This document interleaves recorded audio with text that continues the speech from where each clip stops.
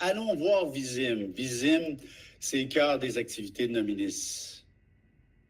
Visim, c'est la visualisation immobilière. C'est le facilitateur de recherche de données immobilières.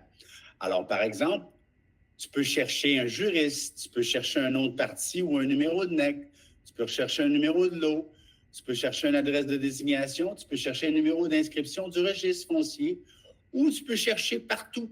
Et si tu cherches partout, ben, tu peux mettre un nom aussi simple que, par exemple, Gracielle Dompierre.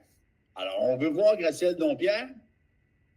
Au niveau personnel, qu'est-ce qu'elle possède comme actif immobilier? Alors, on va aller sélectionner du résidentiel. On veut l'avoir selon l'historique disponible de Nominis. Au niveau résidentiel, on recule à janvier 2011.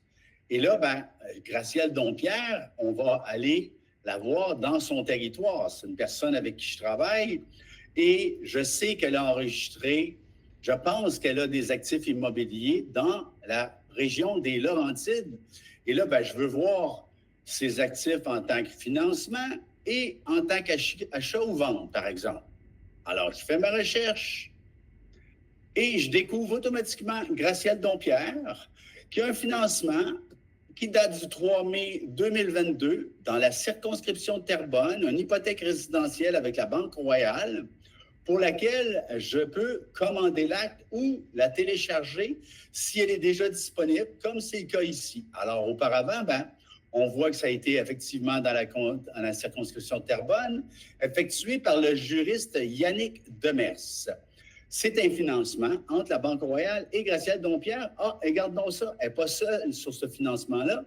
Il y a également Marc Lalonde qui est impliqué dans ce prêt-là et je n'ai qu'à télécharger le document instantanément pour voir l'acte.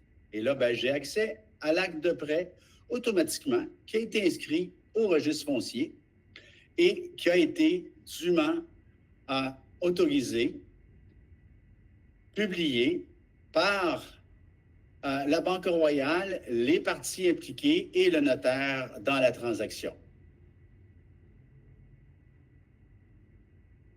Alors, voici une recherche très simple et par la suite, j'ai l'occasion de pouvoir soit modifier ma recherche ou carrément faire une nouvelle recherche. Et là, je fais disparaître tous les paramètres de recherche sur une recherche sur un individu en particulier.